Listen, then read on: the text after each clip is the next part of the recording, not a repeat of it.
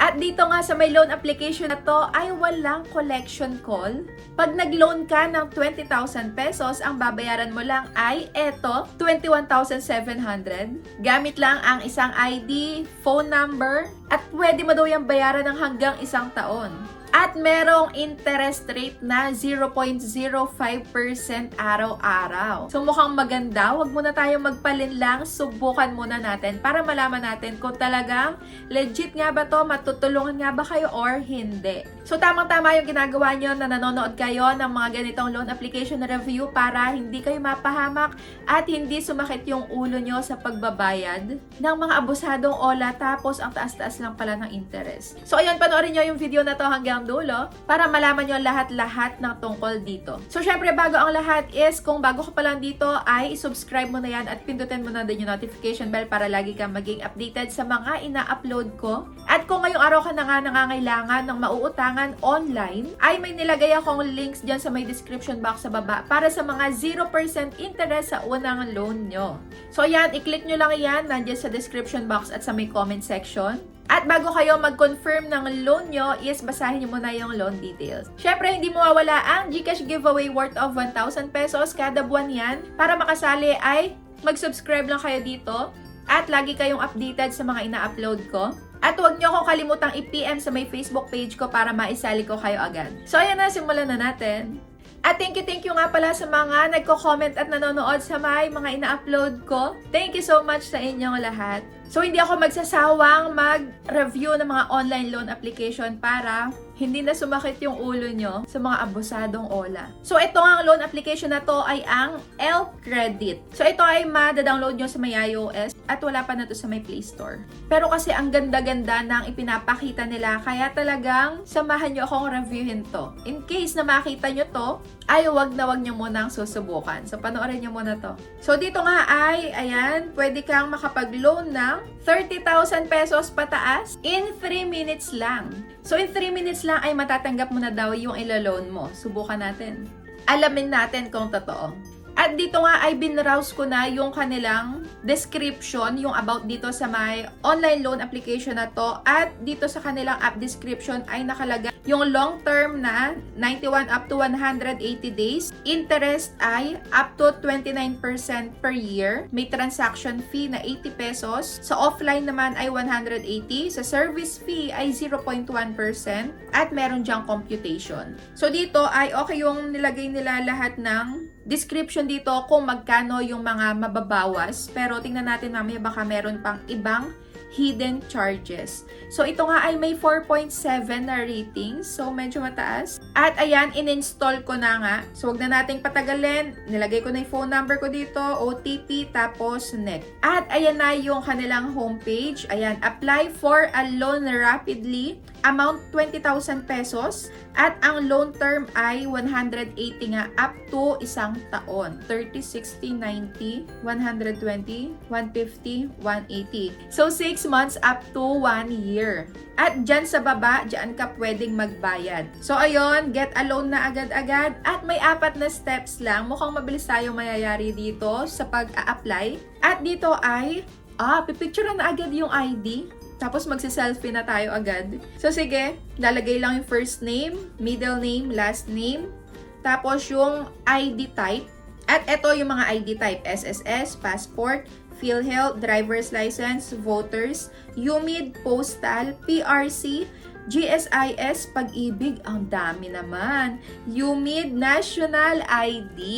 So ayun, good thing din to na maraming pamimilian. Pero check muna natin kung talagang legit ito. At pagkaya rin yung makapili is lagay nyo yung ID number, tapos birthday, at yung gender nyo. So, next na. Ayan. Pag nakapili na kayo ay kailangan na-picturean nyo na maayos yung ID, tapos nakapag-selfie na din kayo. So, step 2 is ilagay nyo yung email nyo, company name, Facebook account. So, dito ay, wala namang nakalagay na optional, pero sige, ilagay natin. Monthly income, dito ay suggest na ibahin nyo yung Facebook account nyo. So, huwag nyo muna ilagay yung pinaka-real name nyo. So, next is monthly income, employment type. So, ito ang pamimilian ng employment type. So, ayan, mamili lang kayo dyan. Tapos, education level, marital status, kung ilan ay anak mo, tapos barangay, province, city, current address. At pagkayari niyan ay sa may contact references na tayo. So, ilan kaya ang hinahanap? So, dito ay ang dami ng hinahanap. Mayroong 5 silang kailangan na references.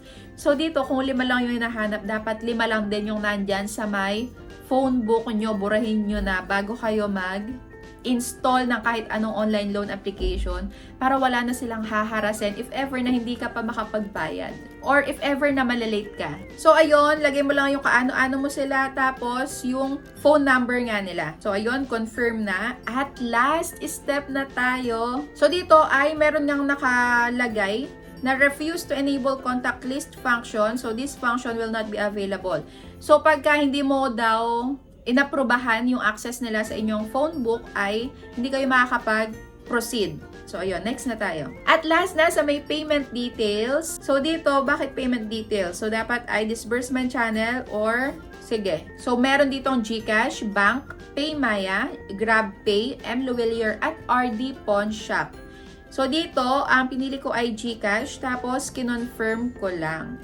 At meron na nga po tayong countdown. So, ayan, meron tayong 98 seconds. Pero dito sa baba ay ang evaluation only takes 60 seconds lang. Okay. At ang sagot na nga ay, so ayan, ako po ay denied dito. Ako ay rejected.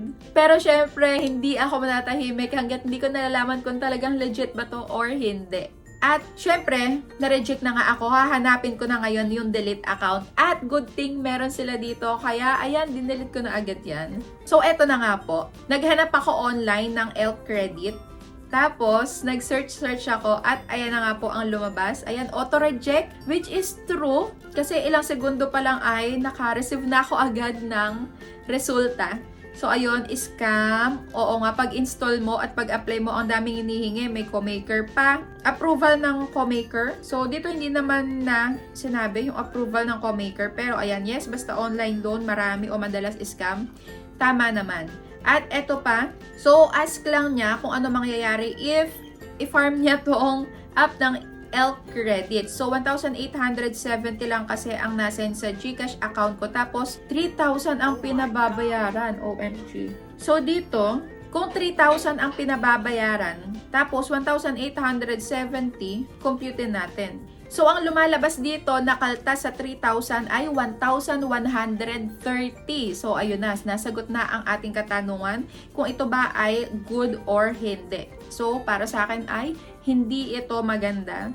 Pero meron dito, sabi niya, madali lang daw mag-approve at 7 days lang talaga ang nakalagay. So, yung pag-approve daw dito ay minuto lang, tapos talagang naaprubahan.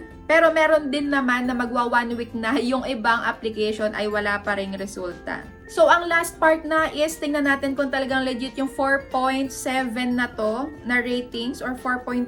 So, ayan. Check natin kung talagang totoo. So, para malaman nyo kung paano mag-check ng ratings ay, syempre, mag-scroll kayo dun sa may itaas at i-click nyo tong see all. So, dito is makikita nyo na lahat ng mga nagre-review na talagang naka-experience. Tapos, i-click nyo sa may most recent. So, ayan, dito sa may most recent, makikita nyo yung pinaka-updated na review. So, dito ay will wait to be approved. Oh, hi, magandang araw po sa inyo. Yes, I remember that I apply for a loan. Tapos, ang credit limit ay 3,000. Tapos, ang isesend lang daw sa kanya ay 1,800. Kaso nga lang, ang problema dito ay nakalagay dito ay na-disburse na sa kanya pero wala namang pumasok sa may GCash account niya.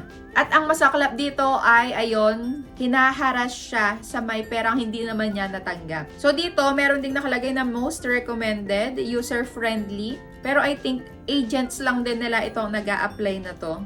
At yung iba naman is, ayan, 2 or 3 days na tapos wala pa ding nangyayari. Ayan, scam, haba-haba ng itatype tapos reject. So, ayun, auto-reject. At para sa akin, enough na yon para masabi kong ito ay no, no, no. So, ayun lang. Kung may gusto pa kayong loan application na i-review ko, ay i-comment nyo dyan sa may comment section at re-review ko yan para sa inyo para hindi na sumakit yung mga ulo nyo sa pagtatry sa mga abusadong OLA. So, ayun lang. Thank you for watching. At huwag kayong magsasawang panoorin yung mga ina-upload ko. Maraming salamat. At kung na-experience mo na din na makapag-loan dito sa May L Credit, is comment mo naman dyan sa may comment section para mabasa na din ng iba at maging aware na din sila if ever na makita nila yung ads na to at maenggan sila. So, ayan, wag muna kayong mag-a-apply ng loan. Make sure na pinapanood nyo muna yung mga ganitong loan application review para maging aware na kayo sa kung totoo ba yung loan terms, yung credit na ibibigay sa inyo, at kung nangaharas ba to. So, ayan lang. Thank you for watching!